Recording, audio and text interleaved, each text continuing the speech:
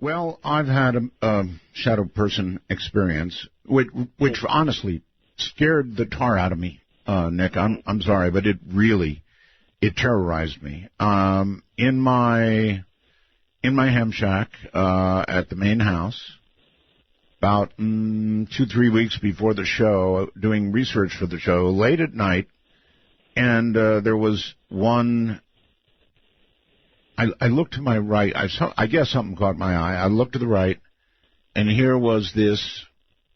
Now that you mention it, probably not very tall at all, about 5 feet tall, a human body, not arms extended. Arms would be down, but you could tell it was a human-like or humanoid type body. That's about as far as I can go.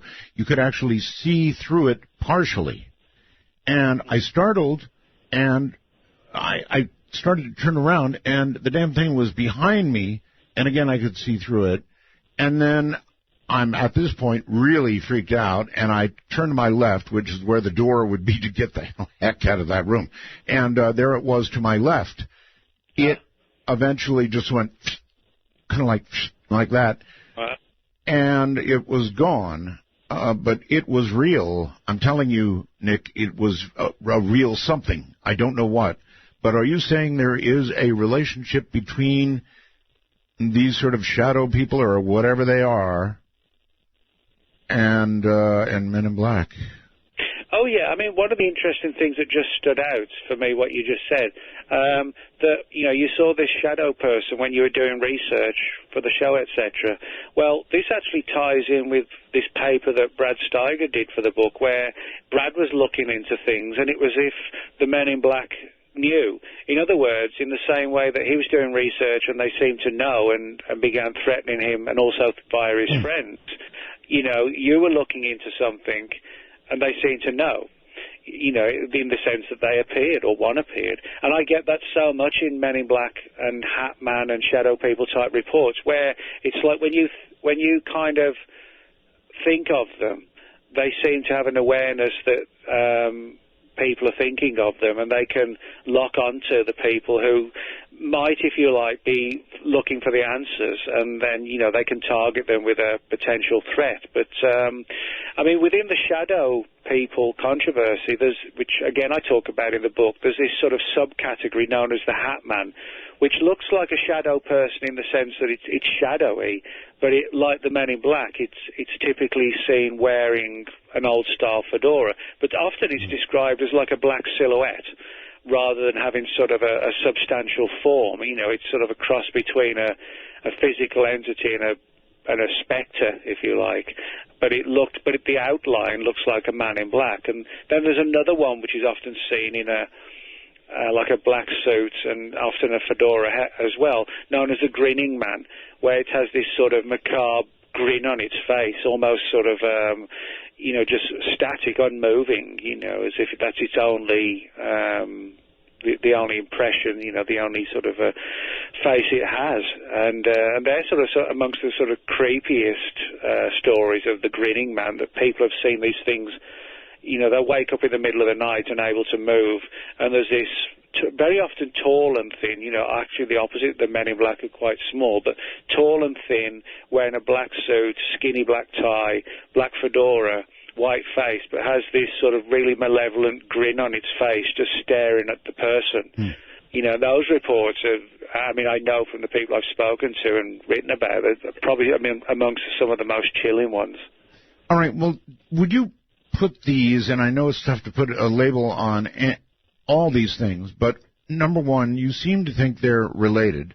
Number two would be the question, do you think it's in the field of the paranormal or just some weird government agency? I mean, somewhere in that range you must have a point of view. Yeah, I would put them in a paranormal angle, push them down the paranormal pathway, if you like. Now, of course, it all depends on what we mean by paranormal. We could place certainly some aspects of the UFO phenomenon have sort of paranormal overtones to them, and certainly Albert Bender's cases with, setting up supernatural altars to open portals and doorways and things like this. And I've got some cases where people, for example, been visited by men in black, but there was actually no UFO component, but they've been dabbling with Ouija boards. I've got a few other cases where the men in black appeared, and then after the men in black left, they experienced violent poltergeist activity in the home. So there's very weird stuff like that. So for the most part, I don't dispute that government agencies might, on occasion, have sort of mimicked the weird men in black as a means to get information out of witnesses. In other words, so it gets really complicated that there could be more than one category.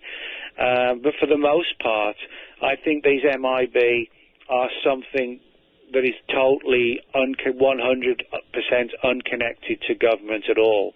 And I go down the path of something that appears to display supernatural powers in terms of how it controls people, but which is clearly a physical thing, and which is trying its best to look as human as it can, but very often doesn't do a very good job of doing it. Well, Nick, they're certainly emulating the feds in one sense. I mean, when feds come to see you, they are intimidating. That's all there is to it. I mean, generally they wear dark clothes. They've got the sunglasses.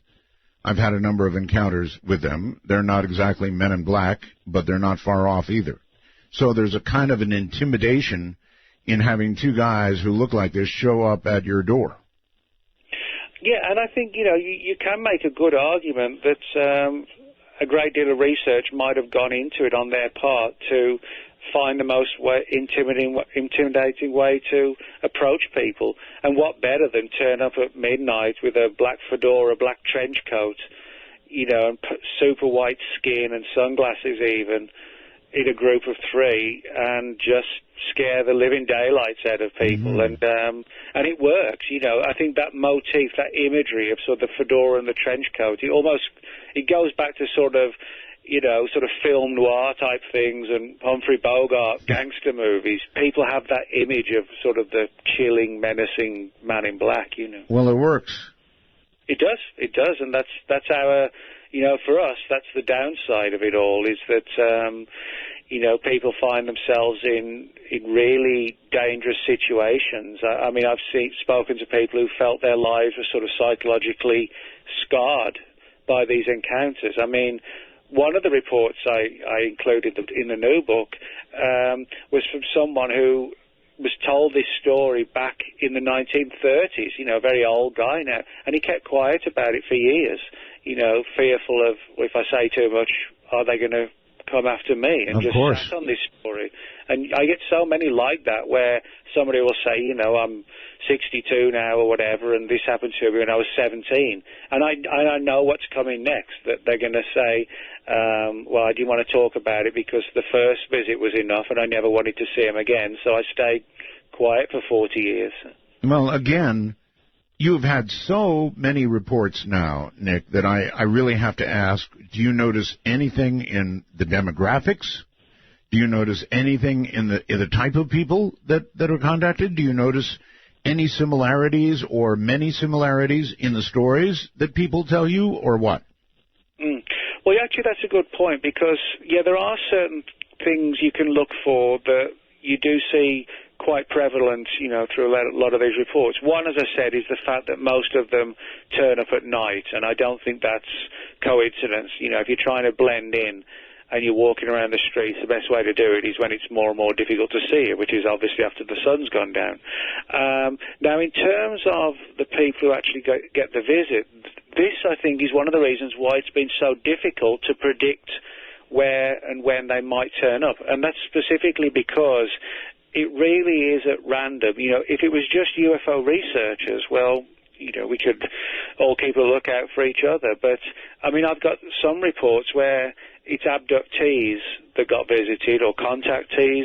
But then again, I've got other cases where somebody just saw a light in the sky, which could have been, it was no more spectacular than a satellite, but they happened to tell the local newspaper, it appeared in the newspaper, and then they get the visit. But there was nothing substantial or sensational about the report at all.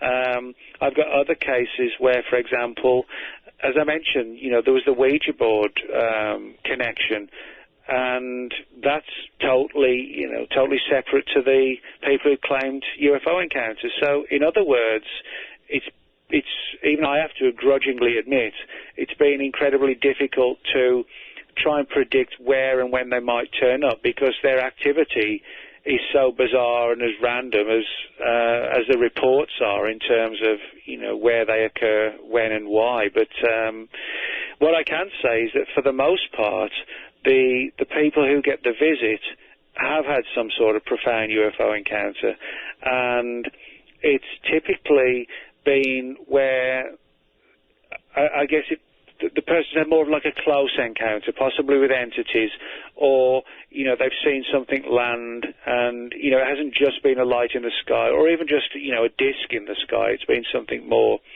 intriguing, and but these reports surface everywhere. I mean, literally, the length and breadth of the entire planet, and so we're clearly seeing a program ongoing.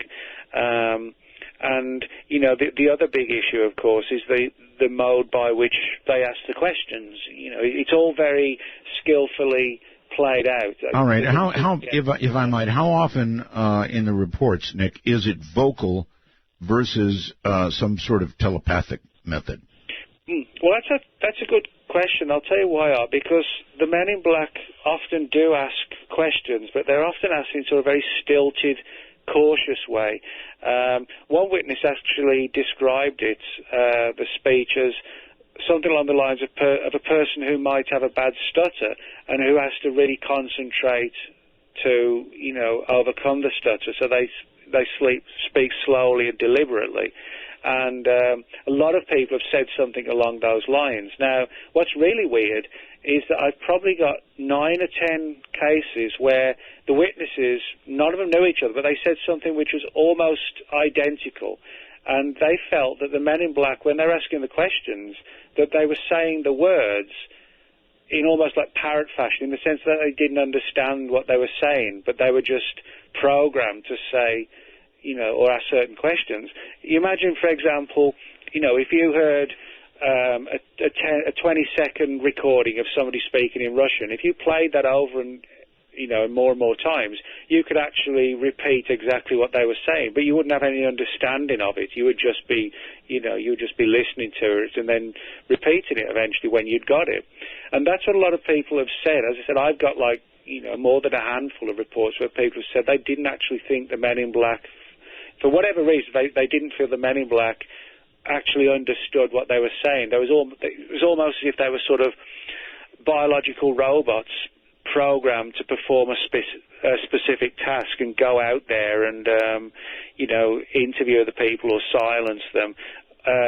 One or two people have described it as almost like the Matrix movies, where in the Matrix films, you have these Men in Black that actually aren't real. They're sort of like a simulation inserted into the program to ensure that the secrets of the Matrix, we don't find out we're all living in this weird dream world. And some of the witnesses have said things along those lines, that they felt that the event was almost like holographic, as if it was staged for them, rather than a physical thing. It was almost as if they were in a trance, and the Men in Black were, the program inserted onto the hard drive, so to speak.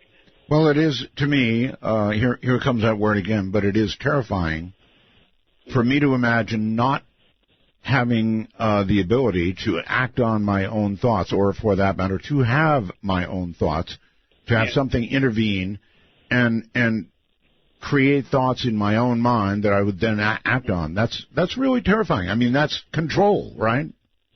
Well, yeah, I mean, that is the worst part of these events, is that, I'm sure most of the audience listening now would think, well, if they came knocking on my door right in the middle of this show, there's no way I'm going to let them in.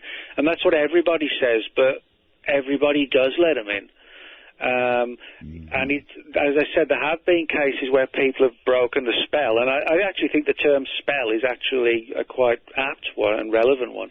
They feel the spell's broken, then everything goes against the Men in Black. But as I said, they're astute enough to know that it's time to leave. So I think a lot of the mind control is done because physically the men in black are quite vulnerable, you know, and they clearly wouldn't win any boxing matches, put it that way. But they don't need to because they have they have far more powerful skills, which essentially plunge us into a state of like an altered consciousness state. And Nick, have you been contacted? You know, I've never had that sort of knock on the door from the men in black, but what I will tell you, now this gets really weird, is that I've had a lot of strange telephone experiences, and particularly since the new book's come out, and I swear this is not, you know, some sort of odd alternative marketing ploy, it's really not, but both myself and my agent and publisher, Lisa Hagen, we've had a bunch of weird sort of synchronicity type things go on in relation to the men in black. I mean, I'll give you one classic example of actually quite a few. I was in my office about 2 months ago, and I heard a bang coming from one of the other rooms. I thought, well, what was that? It was actually, I could tell it was coming from the bedroom, so I went into the bedroom, and I actually got a framed painting of the covers of one of my earlier Men in Black books, and it had fallen off the wall and the glass had shattered. Now I've got like 8 paintings on that particular wall, and I swear that's true.